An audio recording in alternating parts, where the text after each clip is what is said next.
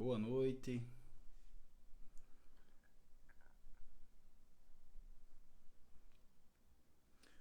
Boa noite a todos. Boa noite, Catiane. Boa noite, Josi, Cíntia, Dilma Bernardes, Mara. Boa noite. Só organizando aqui, como é que vocês estão? Tudo tranquilo? Dia bem corrido. Mas estamos aqui para mais uma live.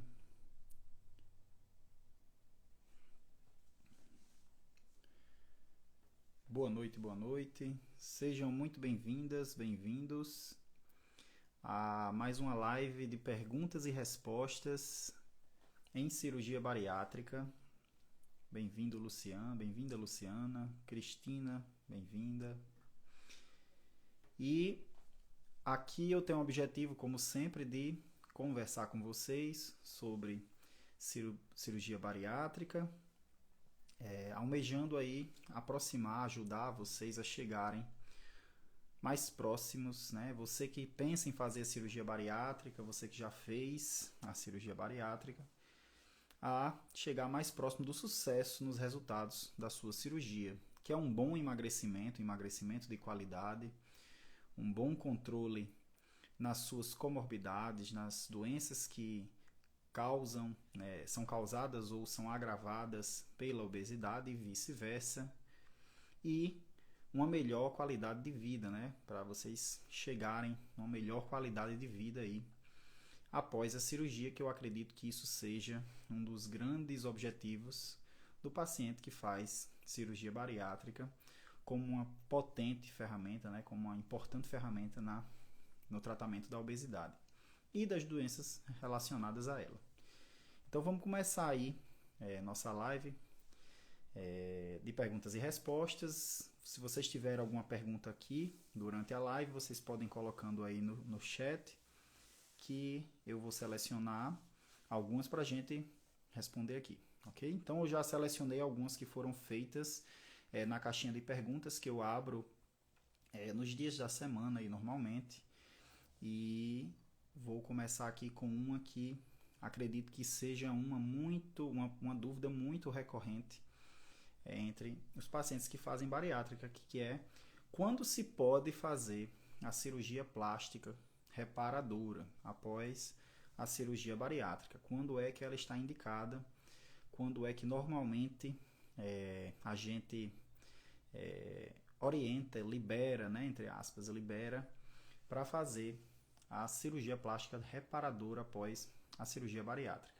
Então, é importante que, para que a gente possa realizar a cirurgia plástica reparadora pós-bariátrica, o paciente ele tenha pelo menos um ano de pós-operatório, certo? Então, normalmente, a gente libera após um ano e meio de pós-operatório. Só que isso não é somente esse o pré-requisito. Alguns cirurgiões plásticos, cirurgiões bariátricos, liberam um pouquinho depois, um ano e meio, 2 anos, mas normalmente um ano a gente pode já liberar. Porém, tem um outro pré-requisito, que é a estabilização do peso. Não adianta a gente indicar ou liberar para uma cirurgia reparadora se o paciente está em pleno movimento de perda de peso ainda. Então, porque se ele fizer a cirurgia plástica reparadora, em perda de peso, ele ainda continuará perdendo peso após a cirurgia plástica, muito provavelmente, e isso vai interferir no resultado estético da cirurgia plástica. Então, é necessário uma estabilização de peso. E o que seria essa estabilização? A gente orienta, a gente acredita, né, que seja uma variação aí de no máximo 5 quilos por pelo menos 6 meses, não mais do que isso. Então, a observação aí desse paciente por 6 meses, em que o peso dele não varie tanto, varia até no máximo 5 quilos, seja para mais, seja para menos, porque isso aí iria comprometer o resultado da cirurgia plástica reparadora. Então, só para recapitular, a dúvida aí de uma seguidora aí durante a semana, quando se pode realizar as cirurgias plásticas reparadoras. Normalmente, isso não é uma regra, não é cravado em pedra, isso nem toda a equipe segue exatamente isso, mas normalmente liberamos após um ano da cirurgia bariátrica e este paciente necessita de uma estabilização do peso, para que não venha comprometer o resultado da cirurgia plástica reparadora. E essa estabilização normalmente seria uma variação no máximo de 5 quilos durante 6 meses. Então, mais uma vez, olha aí, como cada pessoa, cada paciente tem uma resposta individual. Então, alguns pacientes podem apresentar uma perda de peso, mas uma queda do peso, vamos dizer assim, durante um tempo mais prolongado. Não estou falando de intensidade de perda de peso, tá? Estou falando de movimento de perda, seja 1 quilo a cada semana, 1 quilo a cada mês. Então, esse movimento de perda de peso ele pode ser mais duradouro. Porém, é por isso que observamos durante 6 meses aí, para que esse paciente, se tiver uma variação maior que 5 quilos, ainda não está no momento de realizar a cirurgia plástica reparadora. Ok? Então, um ano após cirurgia e a estabilização do peso.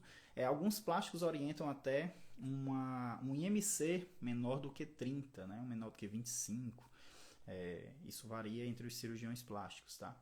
Mas normalmente a estabilização do peso em um tempo de pós-operatório, um ano normalmente. Tá? E aí, vamos a uma segunda pergunta que fizeram. Como é feita a retirada do estômago após a cirurgia bariátrica? Como é que a gente retira esse estômago? Então, é bom a gente lembrar que a técnica, das técnicas mais realizadas, que seria o sleeve e o bypass, somente no sleeve a gente retira um segmento do estômago, tá? No bypass, nós não retiramos nenhum segmento de estômago do paciente. A gente apenas desvia o trânsito alimentar. Então, vai ficar uma região lá do estômago, uma boa porção do estômago que não vai receber alimento no bypass, mas ele continua lá.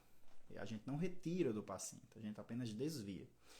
Mas no sleeve a gente retira mais de 80%, em torno de 80% do volume do estômago. Então essa parte do estômago que a gente retira, costumamos retirar pela incisão umbilical ou supraumbilical, logo acima do umbigo, dependendo de cada caso.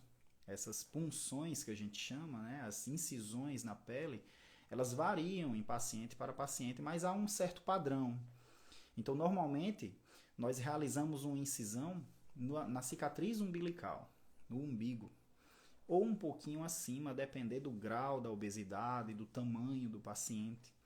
Então, normalmente retiramos esse estômago pela incisão do umbigo, da cicatriz umbilical.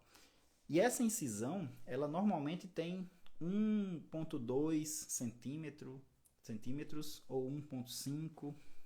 Normalmente é esse o tamanho. Então é uma incisão realmente muito pequena, comparado às cirurgias abertas, né? As cirurgias convencionais, aquelas com os grandes cortes, que ainda em alguns locais do Brasil é realizada a cirurgia bariátrica convencional, a cirurgia que a gente faz o grande corte, a grande incisão. Mas na maioria dos centros se realiza a cirurgia por videolaparoscopia, que é a cirurgia com aquelas pequenas incisões. Assim como a cirurgia robótica, que é realizado ainda em poucos centros do país e que se utiliza de incisões pequenininhas também. A semelhança da cirurgia por videolaparoscopia, que é a cirurgia que a gente entra com a microcâmera através de pequenas incisões, pequenos cortes na pele. Então esse estômago vai ser retirado pela incisão umbilical, tá bom? Pela incisão que realizamos ali na cicatriz umbilical. E ele sai, porque ele é um saquinho murcho, né? Quando a gente retira, ele sai de uma forma murcha, né? Seca. Então, dá para ele sair por essa incisão de 1,5 1,2 centímetros, ok? Vamos à próxima pergunta aqui que fizeram, tá? Daqui a pouco eu vou ler as perguntas que vocês fizerem aqui durante a live para escolher alguma para a gente responder. Gostaria de saber se é normal a gente se alimentar bem com 4 meses, no sentido de comer mais, com 4 meses de pós-operatório. Então, isso é uma dúvida também muito comum, porque o paciente acha que após a cirurgia ele necessariamente vai comer de forma restrita, comer mal, entre aspas, ele vai ter alguma dificuldade de se alimentar. E não necessariamente isso vai acontecer. Na verdade, isso não é para acontecer. Quanto mais bem adaptado esse paciente estiver no pós-operatório, melhor vai ser a sua aceitação alimentar. E essa adaptação é muito dependente do preparo que esse paciente tem antes e durante e após, durante não, antes e após a cirurgia, vamos dizer assim, imediatamente após a cirurgia. Então, por isso que é muito importante a gente fazer esse bom preparo desse paciente para que ele tenha uma alimentação sem sofrimento, vamos dizer assim, sem incômodo, que ele se alimente sem entalar, sem ficar com dumping, ou sem conseguir comer de forma confortável. Então, é normal, é isso que a gente espera no pós-operatório, que esses pacientes que estão bem adaptados, eles passem a comer bem, no sentido de comer porções de maneira confortável, tá? Sem se entalar, sem sentir dumping, sem outras complicações, tá? Então, sem apenas tendo paciência, vamos dizer assim, no processo e curtindo o processo de se alimentar após a cirurgia, mastigando bem, curtindo ali o seu período, o seu momento de refeição, que hoje normalmente a gente tende a comer muito rápido, né, na correria do dia a dia. A gente vai para ali 10 minutos, se alimenta, e isso não é legal. Nossa alimentação ela tem que ser uma alimentação que priorize, que seja priorizada, que o ato de se alimentar seja priorizado durante nos dias, né, no nosso cotidiano. Então nós devemos sentar, tirar os distratores, né, celular, televisão, conversa, ali curtir o momento da alimentação, mastigando bem, sentindo o gosto da comida. Isso até para quem não é operado é importante, porque estimula a saciedade mais precocemente. Então a gente tende a comer menos e ficar satisfeito da mesma forma se a gente estivesse comendo mais, quando nós não estamos distraídos durante a refeição. Tendemos a dar atenção ali àquele momento da alimentação, e isso gera mais saciedade, acaba que a gente come menos. Então, portanto, comemos de forma mais saudável, se a gente foca ali a atenção no ato da alimentação, na refeição. Isso aí é muito importante, isso inclusive é um exercício muito interessante para ser realizado por quem não operou ainda, principalmente para ser realizado por aqueles que estão em processo de preparo para a cirurgia. Então, se você está no pré-operatório da cirurgia bariátrica, já começa a realizar essa alimentação de uma forma pausada, mastigando bem, sem celular, sem nenhuma distração durante a alimentação, comer na mesa, tá? Não comer em cima de cama, não comer sentado, com um prato no colo, comer na mesa. Então, é muito importante. Isso aí é um exercício que, inclusive, nos gera um hábito saudável, né? Acaba que a gente fica no hábito de ter a hora da refeição. Então, comer bem é o que a gente espera que aconteça no pós-operatório, é o que a gente espera que aconteça para a vida do paciente, e isso depende da adaptação dele a essa nova rotina alimentar, a essa nova forma de se alimentar. Uma forma até mais saudável, até mais fisiológica, vamos dizer assim, né? Porque a nossa digestão, para quem não sabe, começa na boca, a digestão do alimento. Então, através da trituração do alimento, pela mastigação, isso faz parte da digestão. Nós triturarmos aquele alimento, que vem em grandes pedaços, né, em pequenos pedaços. E existem substâncias na nossa saliva que elas ajudam a quebrar microscopicamente o alimento. Então, nós temos uma substância presente na nossa saliva chamada lipase salivar, amilase salivar, desculpe. E aí essa enzima, ela quebra, né, proteínas, e vai quebrando essas proteínas. Quando esse alimento vai descendo, ele já já vai com a digestão química acontecendo ali. Então, como é que essa substância da saliva vai ser mais eficaz se nós mastigamos muito rápido? Se damos 3 mastigadas, já engolimos a porção que colocamos na boca. Isso para quem é bariátrico, para quem não é também. Então é muito importante que a gente tenha essa consciência. Sabendo disso, nós otimizamos a nossa mastigação, nós otimizamos a nossa digestão, nós passamos a comer bem, comer melhor. Então é muito comum que o paciente ele venha: doutor, eu estou comendo muito bem com 4 meses de pós-operatório. Estou sem sofrimento. Tem alguma coisa errada. Essa cirurgia não está funcionando, porque eu estou conseguindo comer mais. E aí a gente diz que isso é o esperado que aconteça. Mas aí acende o alarmezinho, né? Acende ali a luz vermelhazinha. Que com essa melhor adaptação, tendemos a sair mais fácil do nosso plano nutricional. Então, é muito importante que a gente sempre siga o plano nutricional, o bariátrico, sempre siga direitinho, porque a partir do momento que ele começa a comer melhor, ele vai conseguir comer mais e acaba que ele pode passar da quantidade que o nutricionista, a equipe orientou, planejou para ele.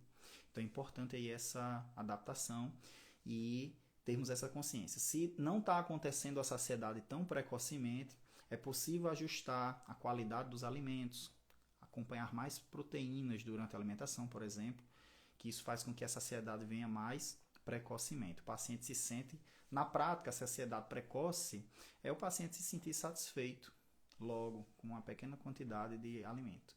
Então é muito importante que se siga a orientação nutricional, para que você não coma demais, também não coma de menos. Às vezes a saciedade vem tão rápido que o paciente não conseguiu nem comer a quantidade que foi prescrita pelo nutricionista, pela equipe. Então é importante que ele comece a se alimentar e priorize até as proteínas, né? Que as proteínas ela têm uma importância muito grande na alimentação. Olha, Fabiana, eu estou comendo mais ultimamente. Exatamente, Fabi. Você está no pós-operatório, eu acredito. Com o passar do tempo, o nosso organismo vai se readaptando no pós-operatório. Então isso é muito importante. Respeitar isso aí. Planejamento nutricional, mastigar bem, respeitar o tempo da refeição, é importante. Refeições muito rápidas não é bom. Você pode entalar, você pode até comer mais do que deveria, se você estiver mais bem adaptada no pós-operatório. Certo? Então isso é muito importante, pessoal. Eu diria que são das coisas mais importantes que vocês tenham controle no pós-operatório, tá? E vamos à próxima pergunta aqui. Fiz bypass há 80 dias e não consigo comer. Tudo dói no meu estômago. Dor não é normal no pós-operatório mais tardio da cirurgia bariátrica. O paciente não é para estar sentindo dor, tá? Não é normal sentir dor no pós-operatório mais tardio. No pós-operatório precoce, que é aquela fase ali no primeiro dia da cirurgia, no segundo dia, como as feridas, os cortes que a gente faz ainda estão muito recentes, é natural e até esperado que o paciente sinta algum grau de dor. Mas é uma dor que deve ser tolerável. Ele não deve tirar, eu brinco com os pacientes, eu falo, essa dor não deve tirar seu juízo do lugar. Você não deve ficar sem conseguir realizar suas atividades normais. A dor, ela acontece, é uma dor tolerável, é uma dor que você consegue fazer suas atividades sem ficar sendo desviado o foco ali para aquela dor, incomodando de verdade. Então a dor normalmente ela acontece, só que não é uma dor que é relevante, muito importante, muito intensa. Tá? Então, se o paciente no pós-operatório mais tardio, aqui no caso, a pergunta era, fiz um bypass há 80 dias e não consigo comer, tudo dói no meu estômago. Aí há realmente algo errado. É preciso realizar uma investigação. Isso não pode passar impune, sem investigação com o seu cirurgião. Essa dor muitas vezes é relacionada ao tipo de alimentação que você está ingerindo, a forma como você está comendo, às vezes muito rápido, às vezes pedaços grandes, pode ser uma dor relacionada ao próprio entalo, certo? E assim pode ser também uma complicação cirúrgica mais tardia, uma estenose, uma esofagite. Então é preciso investigar dor no pós-operatório. após 80 dias, um mês, 2 meses e em diante. Se o paciente tem dor, e outra, a dor não pode ser uma dor eventual, uma dor que não é persistente. Então, normal, pode acontecer aqui e acolá, como qualquer pessoa, né? Come alguma coisa, incomoda e depois passa. Mas se essa dor é persistente ou se ela é muito intensa, né? Se ela necessita, por exemplo, te levar para um pronto-socorro, então é preciso investigar essa dor com o seu cirurgião, ok? Então não é normal sentir esse tipo de dor, certo? Sou zeladora com que... Essa pergunta é interessante, que ela não é relacionada diretamente à cirurgia bariátrica, mas ela entra ela entra na temática. Sou zeladora com 15 dias de cirurgia de vesícula por vídeo. Já posso voltar às atividades normais? Então, a cirurgia bariátrica ela é muito semelhante à cirurgia de vesícula por vídeo. São cirurgias bem equivalentes em pacientes que não têm alguma alteração importante, alguma doença cardíaca importante, por exemplo. Então, elas são cirurgias bem equivalentes no que diz respeito a complicações, no que diz respeito à recuperação pós-operatória. Então, são cirurgias que, por exemplo, têm uma taxa de mortalidade muito baixo e equivalente. A cirurgia bariátrica e a cirurgia de vesícula são bem equivalentes. Então, normalmente, nós liberamos para as atividades profissionais, o tempo para a gente liberar depende do que esse paciente realiza profissionalmente. Então, se ele realiza atividades de esforço físico intenso, se é um paciente que tenha que realize muito esforço, muita força, pegue peso, um paciente, por exemplo, que trabalha na construção civil, é um paciente que trabalha, por exemplo, como estoquista, no comércio, levando carga. Então, é um paciente que a gente libera para atividade profissional mais tarde. Por quê? Porque o esforço físico, ele vai atrapalhar a cicatrização ali das feridinhas da parede abdominal. Pode causar o que a gente chama de hérnia. A hérnia nada mais é do que quando o ponto que a gente dá ali, né, para fechar os buraquinhos que a gente entrou para fazer a cirurgia, ele arrebenta. Então fica aquele buraquinho na parede abdominal e o conteúdo que está dentro da cavidade abdominal, ele fica tendendo a sair. Isso incomoda, isso pode até dar complicações, como um estrangulamento, enfim, uma obstrução intestinal. Então, nós orientamos que pacientes que fazem força, esforço, evitem fazer isso. Ou mesmo aqueles que querem fazer uma atividade esportiva, por exemplo, uma academia. Então, isso aí a gente orienta que ele realize depois de pelo menos 30 dias. Tá? Isso varia entre os cirurgiões, mas depois de mais ou menos 30 dias. Eu costumo liberar para a academia antes de 30 dias, porém exercícios de grupos musculares específicos, ou seja, evitando exercícios que, por exemplo, façam esforço abdominal, de prensa abdominal, aquele esforço que o paciente faz, o famoso se espremer, né? O paciente vai se espremer, tem que evitar ficar se espremendo durante a atividade física. Então, esse tipo de atividade, de exercício, eu costumo não liberar.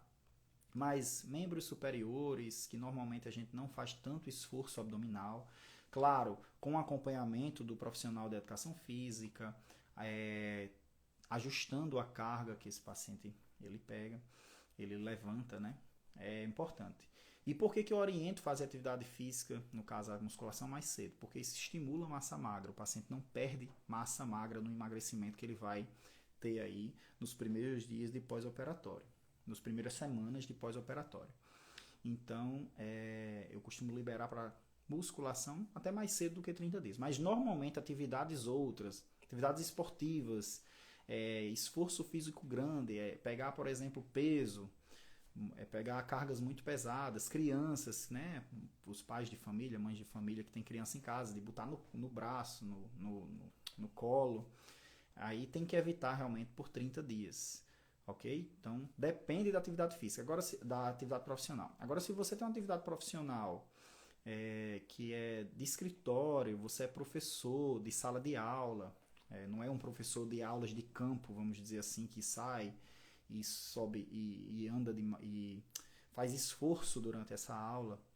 Mas se é um professor que leciona num birô, numa sala de aula comum, você pode estar ali voltando para suas atividades na primeira semana após a cirurgia, não tem problema. Mas isso sempre fica muito a cargo do paciente. Tem pacientes que não se sentem tão à vontade, seguros de voltar com sua atividade profissional na primeira semana, tá? Andréia Torquato, moto, quanto tempo? A moto eu costumo liberar quando o paciente já está com uma dieta mais pastosa, com mais calorias. Porque se ele está na dieta líquida ainda, que é muito pouca caloria, a quantidade de glicose, açúcar é muito baixinha, o paciente eventualmente pode sentir uma tontura por causa dessa dieta que ainda é muito de baixa caloria e ter uma hipoglicemia e pode causar um acidente, se ele é o piloto da moto ou mesmo se ele é o garupa da moto. Então eu costumo liberar com 2 semanas, por aí quando a dieta já está mais consistente. Isso não é cravado em pedra, vão haver cirurgiões que vão liberar a moto, por exemplo, depois de um mês, enquanto outros vão liberar na primeira semana. Então, isso é muito variável, mas eu utilizo esse racional para liberar a moto, né, para o paciente. Assim como operar máquinas, dirigir, eu tendo a evitar na primeira semana. O paciente às vezes pode se sentir mal durante a direção e isso pode gerar um acidente, tá? Então eu costumo evitar. Mas se ele está se hidratando bem, se ele está realizando a sua alimentação de acordo com a orientação, é difícil que ele venha sentir hipoglicemias, mas pode acontecer, ok? Vamos ver aqui se tem alguma pergunta de vocês aqui. Deixa eu ver se eu seleciono alguma aqui. Ok, André, mesma coisa. Tem um filho de 1 ano, depois da cirurgia posso pegá-lo no colo? Depende, se ele for muito pesadinho, né? 1 ano normalmente deve ser o quê? 15 quilos, 10 quilos, não sei, ou mais, né? É bom evitar suspender a criança, isso é um esforço desnecessário. Você pode sentar e ficar com ela no colo sentadinha, não tem problema. Cuidado para ela não machucar ali, não bater sem querer nas feridas, tá? Olha aqui, a Carol. Doutor, é normal a gente conseguir comer mais que o prescrito? É normal. Isso é até o que a gente... com a adaptação, você pode até conseguir comer mais que o prescrito, mas aí você deve respeitar o seu planejamento nutricional. Não é porque você consegue comer mais que você deve desrespeitar. Agora, se você está tendo muita fome, não vem a saciedade, tem que conversar com seu nutricionista, com seu cirurgião para adequar melhor essa dieta. Às vezes dá para otimizar para fazer com que você tenha uma saciedade mais precoce. E aí a gente altera a forma de alimentação, frequência, a qualidade do tipo de alimento que você vai fazer a ingestão, associações alimentares, fibras, proteínas, e aí a gente consegue otimizar a saciedade, fazer com que você tenda a comer menos por refeição, respeitando aí o seu plano nutricional e calórico, né? Helenice, meus exames estão bons. É necessário continuar tomando vitamina 1 ano e 3 meses? É necessário continuar tomando vitamina? Tem 1 ano e 3 meses de bypass. Sim, é necessário sim, ok? Vitamina, suplementação nutricional com vitaminas, com as próprias proteínas no whey normalmente, é uma das condições que a gente é uma das ações que o paciente realiza que otimiza seu tratamento, que aumenta a qualidade no seu tratamento. Porque o paciente bariátrico ele já vai haver uma restrição de ingesta de nutrientes, pela própria quantidade que vai ser menor. Ele não vai conseguir comer o que ele comia antes. Ele não vai nem querer comer o que ele comia antes. As preferências alimentares, inclusive, mudam. O paciente tende a evitar mais alimentos muito calóricos, muito gordos, e tende a preferir alimentos mais saudáveis, menos calóricos. Mas falando aí da suplementação, é importante realizar sim.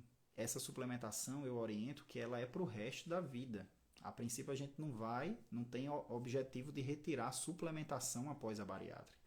Ah, então eu vou ficar tomando esse remédio? Não, não é um remédio, é um nutriente, é alimento, é diferente.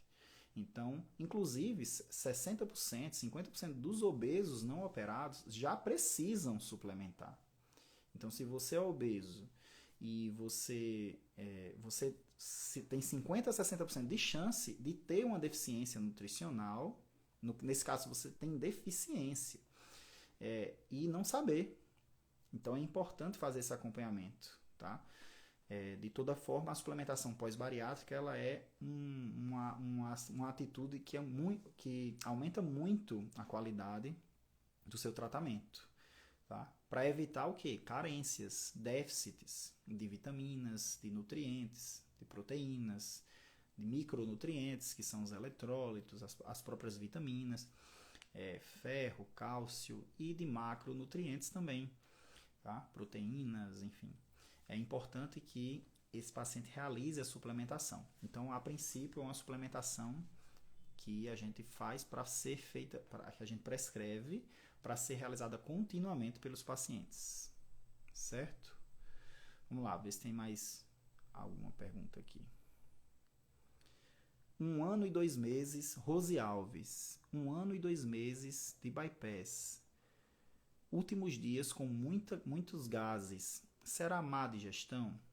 Os gases, a produção de gases do nosso intestino é o resultado da metabolização, da digestão dos nutrientes que estão lá. Então, essa metabolização, essa digestão, ela é realizada por substâncias que nós produzimos, que são enzimas que vão quebrando ali carboidratos em pedacinhos menores, proteínas em pedacinhos menores. E além disso, além dessas enzimas, dessas substâncias que produzimos, existem bactérias no nosso intestino que convivem conosco ali. É até importante a presença dessas bactérias. Elas são muito importantes. Se nosso intestino fosse estéril, sem bactéria, sem sombra de dúvidas, teríamos problemas para absorver nutrientes, teríamos problemas na digestão, teríamos sintomas, inclusive até sofrer subnutrição, né? Desnutrição a gente poderia sofrer. Então, essas bactérias, as boas bactérias, vamos dizer assim, que convivem ali, são muito importantes para isso. E a produção de gases é um resultado dessas reações químicas que acontecem. Então, alguns gases são produzidos, alguns até mal cheirosos, né? Então, nós temos que o que influencia a produção desses gases é nossas substâncias que produzimos, né, para digerir, e essas bactérias também. Então, eventualmente, e claro, o que está sendo digerido. Então, o tipo de alimento que você consome vai determinar também a produção, a qualidade do gás que é produzido ali. Então, por isso que alguns alimentos fazem com que o intestino produza, né, aqueles gases mais mal cheirosos, enquanto que outros alimentos não. Principalmente os alimentos ricos em proteínas. Então, a proteína normalmente, ela quando é digerida, né, quebrada, metabolizada, ela produz gases que são gases nitrogenados, né, que eles são gases mais mal cheirosos. Então, se você inclusive o volume desse gás. Então, o que a gente faz para otimizar isso? É investigar esses fatores. O tipo de alimento que a gente está ingerindo, se nossas bactérias têm alguma alteração ali naquela população de bactérias no nosso intestino e se há alguma alteração também na forma como a gente digere. Após a cirurgia bariátrica, principalmente no início ali, no primeiro ano, pode ser realmente há um aumento nessa produção de gases mais mal cheirosos, porque há uma alteração anatômica ali. Então, altera mesmo essa dinâmica de digestão desses nutrientes.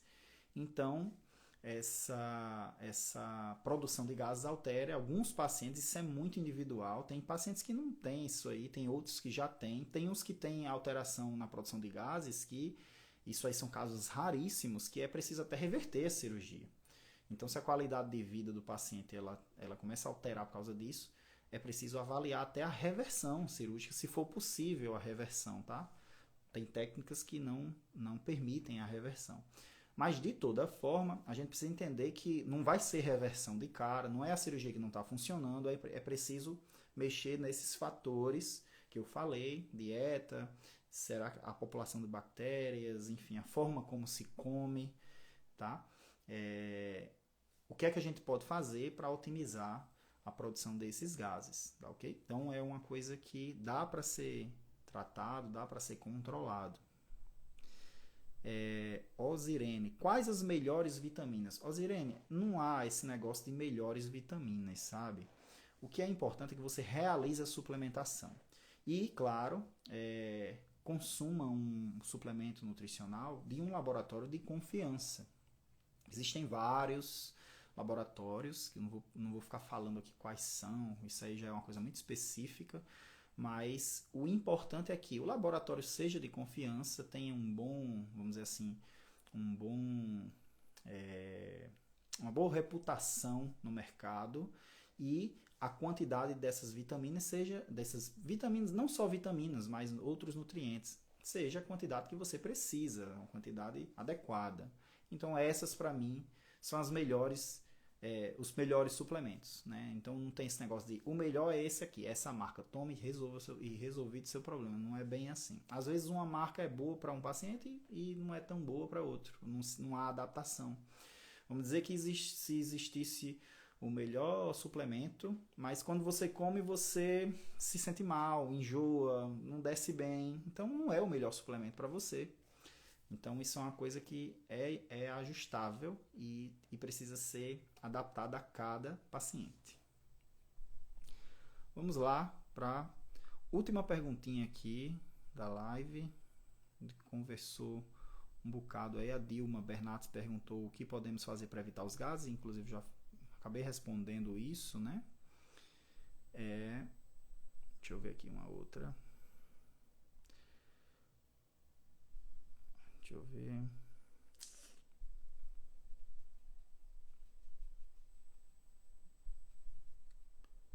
Sueli, essa aqui eu até já respondi no início. Qual peso se pode fazer reparadoras? O peso varia de acordo com sua altura, né? Não tem um peso específico, tá? Vai depender de cada pessoa. Uma pessoa de 1,90 m vai ser considerada, vai ter condições de fazer cirurgia se ela estabilizar o peso e não necessariamente vai ser o mesmo peso de uma pessoa de 1,45 m. Então não é um número de peso exato que a gente indica cirurgia reparadora, mas sim a sua estabilização e se pelo menos tem 1 ano da cirurgia bariátrica, que isso é o que é mais importante. Tá? Alguns pacientes, alguns profissionais, como eu falei logo no início da live, consideram também levar em conta um IMC abaixo de 30, para fazer a cirurgia reparadora. Rose Alves, essa aqui é a Rose Alves não, deixa eu ver, essa aqui eu já respondi. Cadê? Eu vi aqui a pergunta e ela passou. Acho que está lá para baixo. Fabiana Prado. Doutor, fiz bypass, tenho hipoglicemia. É normal? Operei há 2 anos atrás. Fabiana, hipoglicemia não é normal. Hipoglicemia é uma situação, inclusive, preocupante, potencialmente preocupante. É mais grave hipoglicemias do que você ter diabetes, por exemplo, com hiperglicemia, o açúcar, né, a glicose no sangue muito alto. Episódios de hipoglicemia, eles preocupam mais porque isso pode gerar desmaios no paciente, pode gerar mal-estar, a qualidade de vida do paciente diminui e cai muito. E uma pequena parcela dos pacientes que fazem bypass, ou mesmo sleeve, mas mais no bypass, podem ficar apresentando hipoglicemias. Existem coisas que a gente pode fazer para ajustar, principalmente a dieta, a qualidade da dieta ali. Então isso é a principal coisa que a gente pode fazer, que responde bem normalmente. Às vezes o paciente está tendo dumping tardio, que nada mais é do que esses episódios de hipoglicemia após a ingesta de determinados alimentos, por exemplo, alimentos muito doces, alimentos ricos em gorduras.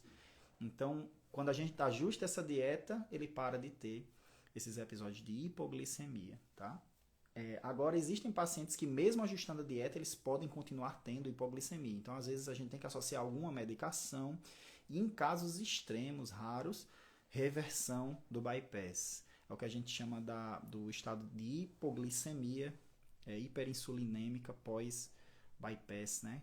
Com esses sintomas, muitas vezes, de desmaios, tontura, sudorese, ficar suando, passando mal. São sintomas neuroglicopênicos, né? São sintomas relacionados à hipoglicemia após o bypass.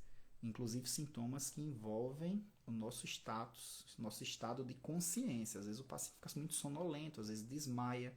Então isso é uma situação que, no caso, se ele vem tendo muitas vezes, é preocupante, né? Tem que fazer um tratamento. Existem algumas medicações que a gente pode fazer, ajustes na dieta, e até a reversão da cirurgia, ou mudar essa cirurgia bariátrica, uma técnica de uma para outra, um bypass para um sleeve, por exemplo. Isso aí tem que ser analisado individualmente. Mas se você está tendo hipoglicemia, você tem que primeiro pensar se você não está comendo muito pouco, né?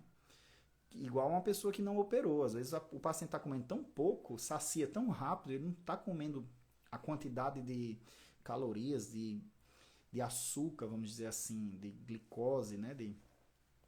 Necessário, e fica passando mal mesmo com hipoglicemia. Isso é preocupante, é preciso ajustar. Então a dieta, um ajuste na dieta responde à maioria das situações de hipoglicemia pós-bypass, tá? E uma pequena parcela realmente tem que fazer algo a mais, uma medicação, ou mesmo cirurgia, né? Reoperação, reversão do tratamento. Ok. Então, pessoal, acho que aqui, ó, Vanessa, como de tudo, graças a Deus, nem pareço bariátrica. É isso aí. Esse é o objetivo. Não haver restrições, tá? Não necessariamente porque você operou, você vai ter alguma restrição alimentar. Só é necessário respeitar, seguir a orientação nutricional. A obesidade, ela exige, no tratamento dela, um planejamento nutricional. Não dá para você comer o que você quer da cabeça, porque aí desanda o tratamento, mesmo para quem fez bariátrica. Inclusive, mais importante ainda para quem fez bariátrica, porque potencializa a cirurgia uma dieta adequada. Então, comer de tudo não quer dizer comer o que se quer na hora que se quer. É conseguir comer sem nenhum incômodo, vamos dizer assim, que é o que a gente quer que aconteça. Então, pessoal, essa foi a live aí de perguntas e respostas dessa quinta-feira. Eu agradeço demais a vocês que estão aqui, que participaram. Todas as terças e quintas, às 8h30 da noite, às 20h30, eu realizo essas lives. Na terça-feira, normalmente, eu escolho um tema sobre cirurgia bariátrica, e nas quintas-feiras eu respondo perguntas aqui ao vivo com vocês em cirurgia bariátrica. E tem um grupo agora aí no Instagram, né? Eu já abri. Para quem quiser, é só ir lá na bio, tem um link para um grupo no Instagram que eu vou ficar colocando também informações lá, e no grupo vocês conseguem receber todas as informações sem perder nenhuma. Eventualmente, pelo algoritmo do Instagram, às vezes eu posto um vídeo que nem todos vocês vão receber, porque o Instagram ele meio que escolhe ali quem vai receber. Mas no grupo, se vocês entrarem lá, o Otimiza Bariátrica, vocês podem vocês receberão todos os vídeos, enfim, comentários, um áudio, alguma observação que eu faço, que é muito importante para vocês otimizarem e aplicarem aí na vida de vocês, para quem é bariátrico, para quem pensa em fazer bariátrica, para otimizar os resultados, atingir o sucesso no emagrecimento e um melhor controle nas comorbidades e uma melhor qualidade de vida. Então, boa noite, pessoal, muito obrigado pela presença, até agora 9h30, quase uma hora de live, e até a próxima terça-feira. Obrigadão, valeu!